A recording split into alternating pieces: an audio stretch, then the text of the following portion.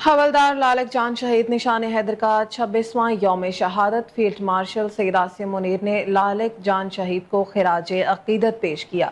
ISPR के मुताबिक chairman joint chiefs of staff committee और सर्विसेज चीफ ने भी लालक जान शहीद को खिराज अकीदत पेश किया।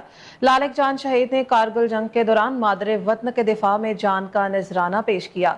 शहदाए पाकिस्तान के मादर वतन के दिफा के मिशन को जुर्रत, अज़्म और वकार के साथ जारी रखेंगे। ISPR के मुताबिक अफवाज पाकिस्तान और कौम उनकी कुर्बानी को बेपनाह एहतराम और तशक्कुर के साथ याद करती हैं। उनकी मेरास पाकिस्तान की मुसल्लह अफवाज की मौजूदा और आने वाली नस्लों के लिए मशअल राह है।